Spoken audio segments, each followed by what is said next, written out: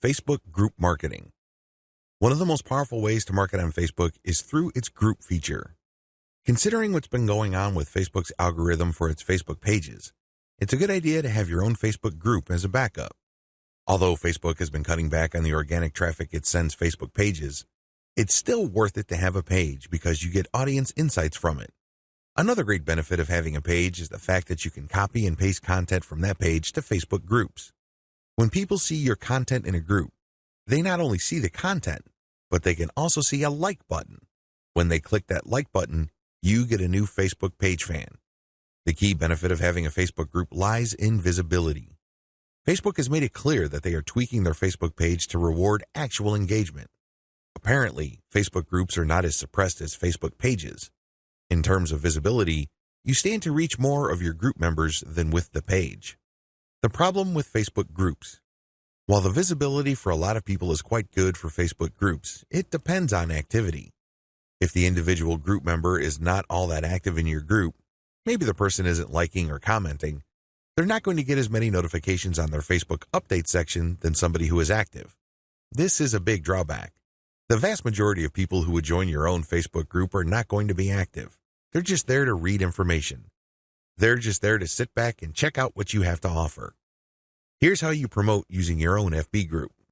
Create your own groups after your pages mature. The first thing that you need to know is that you should put up your Facebook group only after your page is matured. You want to know who your audience is on Facebook. You're not going to know that until you have a page up.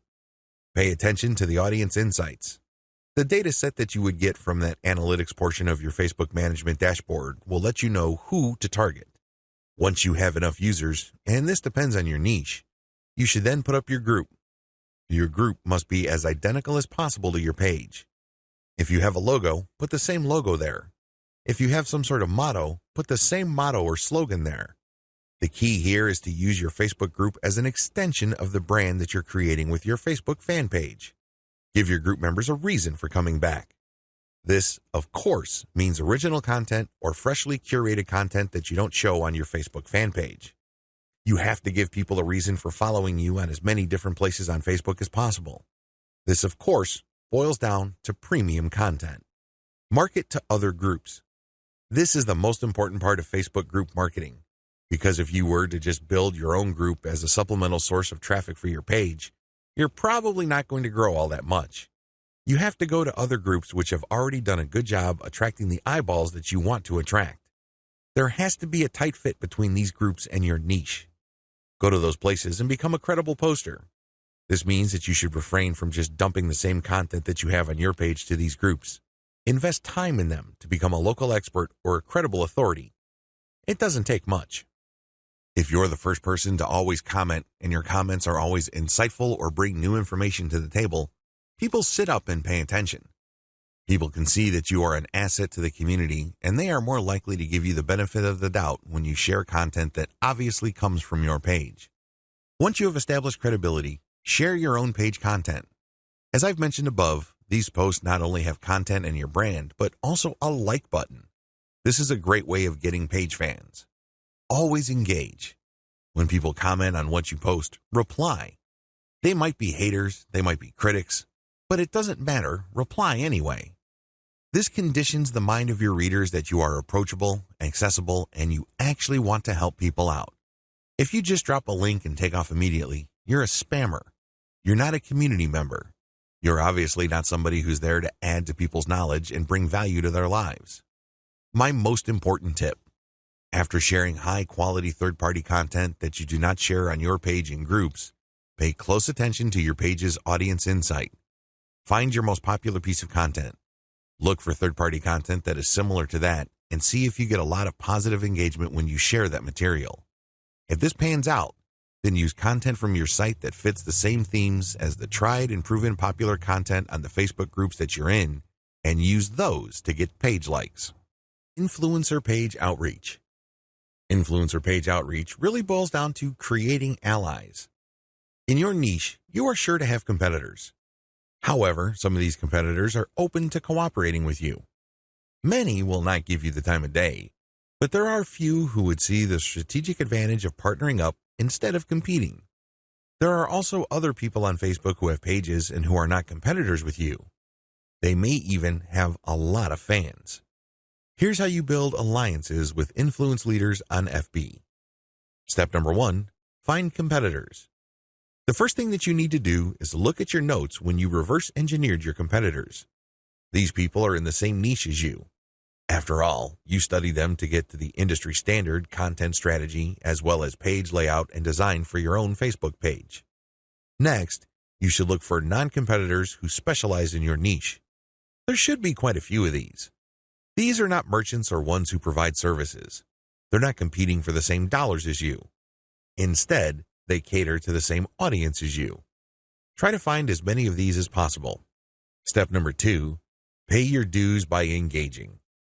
I know at this point it's very tempting to just go to a competitor's page and post a comment on one of their posts. In the comment, you're dropping a link to your page or to your website. You then repeat this many times on all their posts. Well, let me tell you, if you do this, you're going to get banned. Whatever links you put up will get deleted. It's a waste of time. Don't even think about it. The same applies to influential niche observers. These are non-competitors, but you shouldn't spam them either. Instead, you should pay your dues by engaging. How do you do this? First, you need to share high-quality content. It doesn't matter who wrote the content. It doesn't matter where that content goes to or links to. What's important is that it provides maximum value to anybody reading that content. It has to be on point. It has to deal with a specific theme or topic that you know that your target audience members are interested in. Next, you need to engage with people in terms of answering their questions. Try to be a facilitator. Try to be a mediator. Try to be the go-to source of information for your niche. If people are looking for statistics, go on Google and find them the statistics they're looking for. If they're looking for a video, go to YouTube and search for the content that they're looking for. The more you do this, the more people will pay attention to you because, let's face it, in any kind of online group communication platform, only a very few people actually produce high-quality content. You can count them on one hand most of the time. Everybody else is basically a leech. They take and take information, but they only give from time to time, if at all. Be that expert. Be that go-to resource. Another way you can engage is by asking questions. Now, these questions should not be very basic or dumb questions. Instead, they should be deep, insightful questions. You can also ask questions that try to tie many issues together. Many people are concerned about many different issues. When you ask questions that tie all these together, it can be very useful. You should also give feedback to people's responses. You have to do this in a respectful way. You cannot come off as a hater or somebody who's just plain negative. There is such a thing as constructive feedback. Remember, the name of the game here is to add value to the places that you're on. This means sharing information and enhancing information through proper questions and feedback. Step number 3, become credible, then reach out. At a certain point, people will start asking for you by name. People will try to reach out to you via Messenger. That's when you know that you have become an asset to these groups. That's when you know that you are on people's radars. You're not just this random person showing up every once in a while dropping a link. Instead, you're that person that helps keep these groups together. This is when you reach out. This is when you try to engage with the group admin. Usually, the best way to do this is when they engage with you. Maybe they mention your name, or they send you a message on Messenger. Whatever the case may be, try to wait for them, or reach a high enough level of engagement and acknowledgement from other community members before you reach out. What are you going to be reaching out for?